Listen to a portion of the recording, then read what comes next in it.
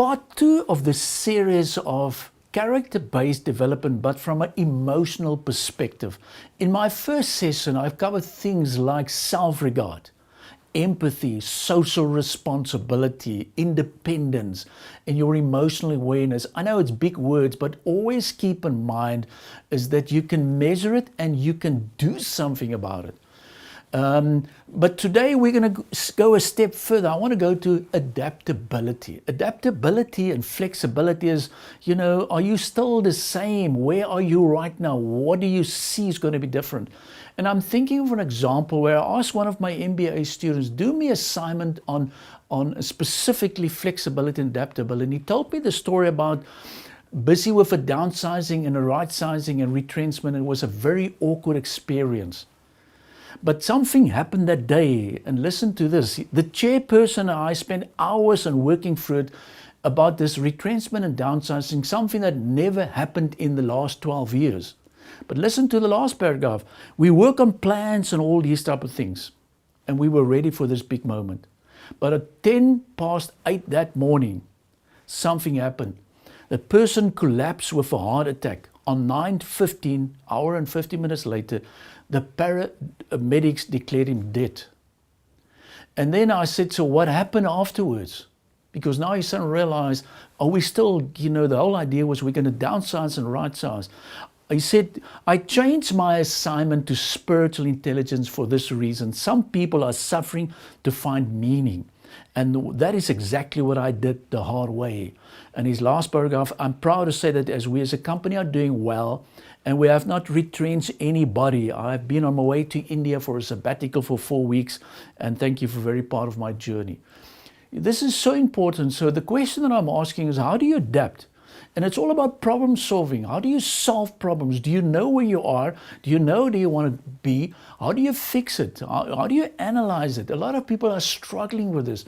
And this is why when you do EQ in a team, and you do have sometimes people who say low independence or maybe low problem solving, it's a serious problem.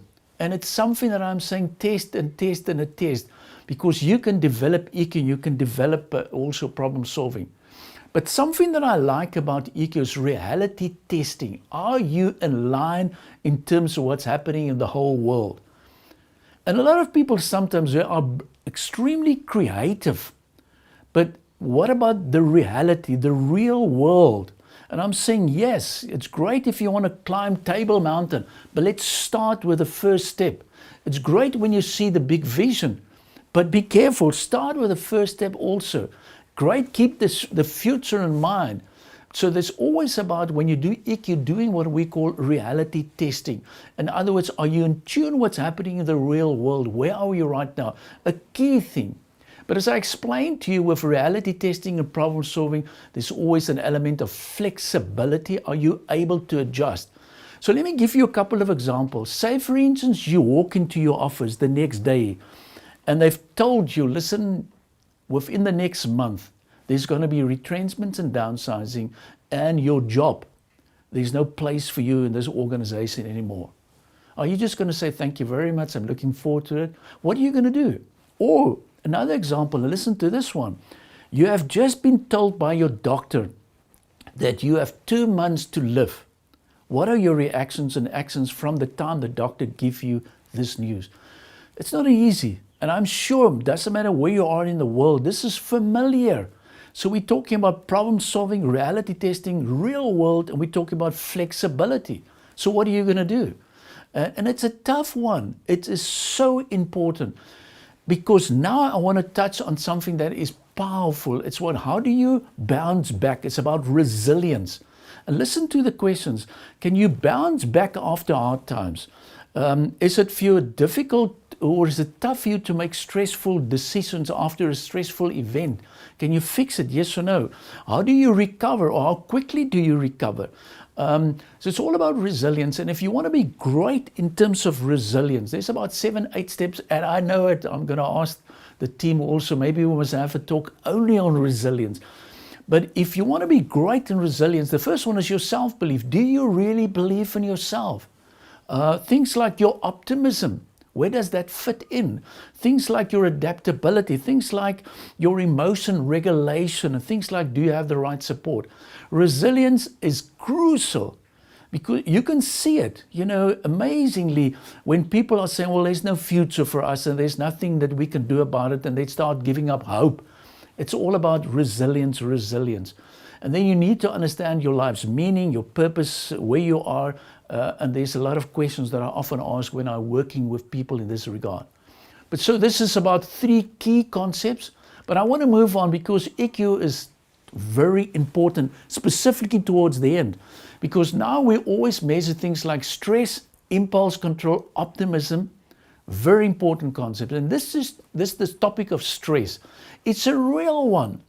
And I'm saying each and every one of us are going normally through 4 or 5 stages.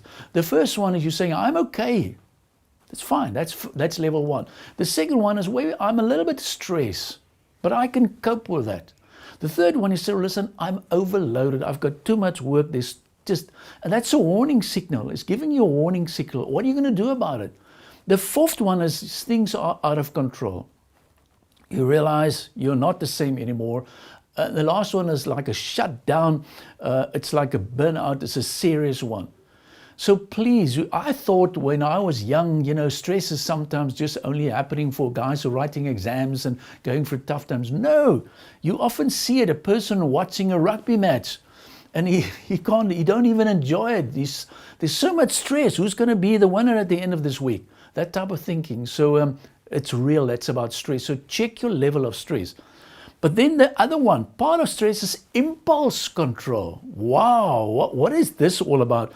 It's all about, can you control your anger? What do you see, the way you eat and drink and all that stuff? Low impulse control is dangerous. It's very dangerous because you can react, you can overreact.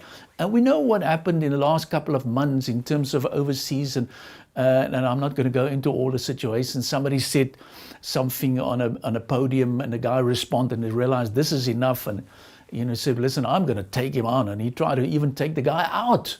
And I'm sure you know this case and what happened there. But it's always very sensitive when you are low in impulse control, and where is it coming from? So be careful, measure that stuff. And the last 2 ones is happiness. It's great to see happiness. And if I work in a team and I don't see happiness, and just look at some of the statements. Happiness is like, I enjoy life. Things like, I'm a cheerful person, I'm fun, I'm not depressed. Think about your own happiness. Where is it coming from if you got low on happiness and all these type of things? A crucial one. So happiness, I'm thinking of another example of one of my MBA students, and listen to his case study, because I said, put your case study together. He said, upon deciding to embark on an emotional intelligence elective, what I didn't expect was to feel so emotional. So this person scored 77. On his score, and it was low because you can get 50 up to about 130. And he said, when I listened to Mario, I had to furiously fight back and control the emotional experience, including holding back the tears which were threatening to flow almost if the tears would never stop. And here is a person doing an MBA program, and I asked myself, you're just busy doing an elective, what's happening in your life?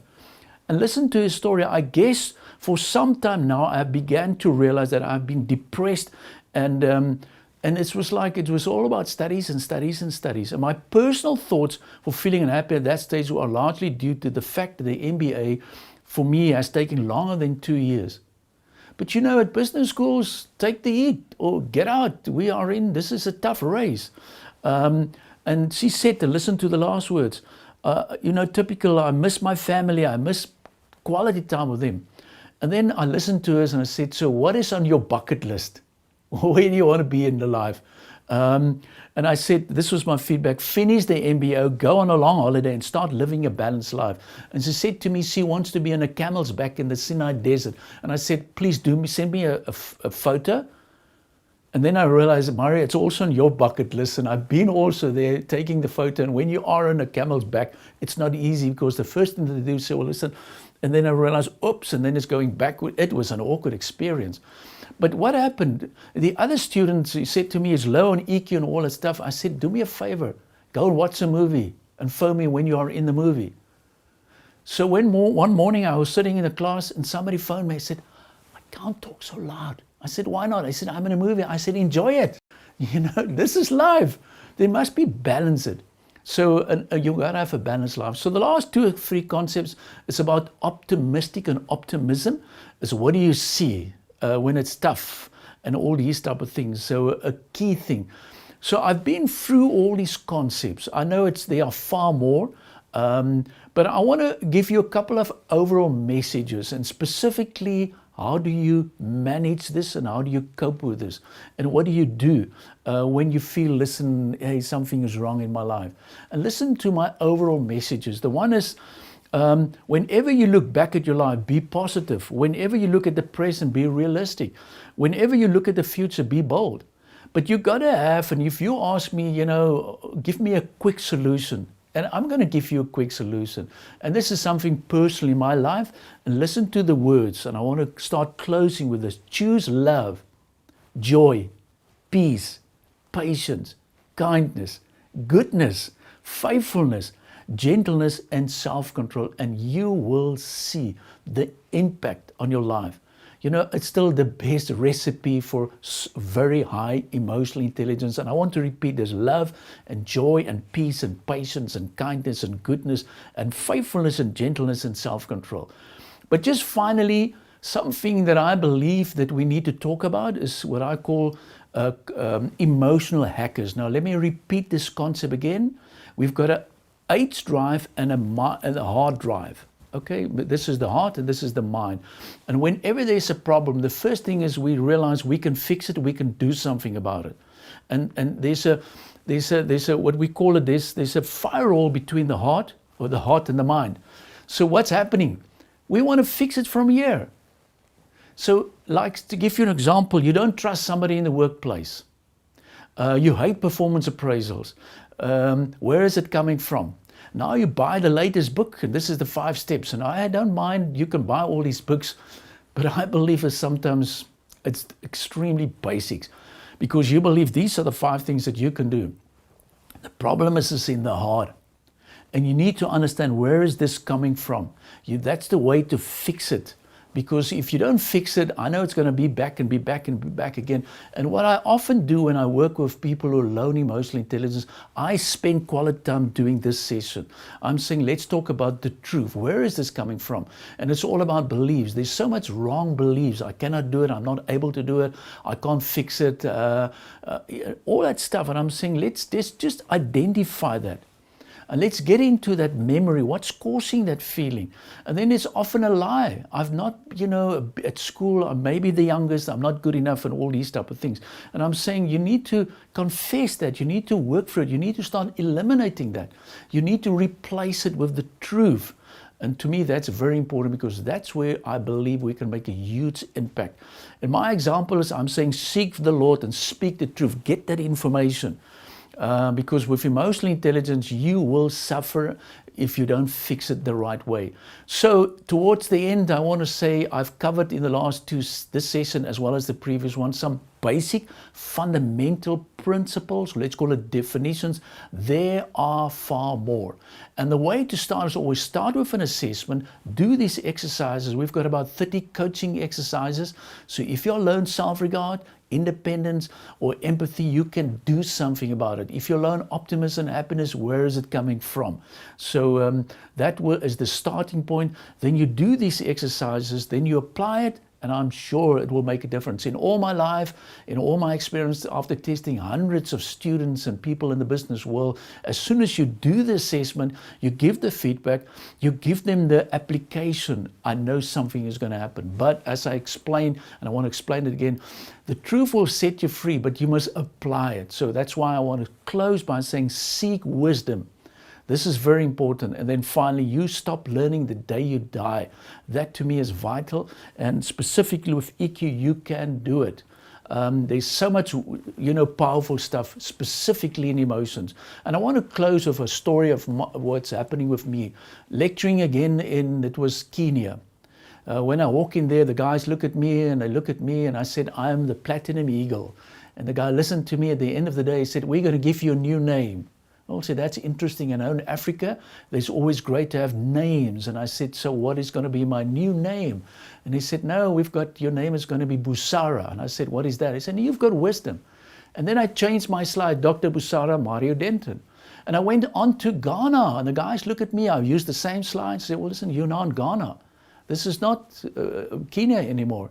And I said, why? I said, no, we must give you a name that you can use also here.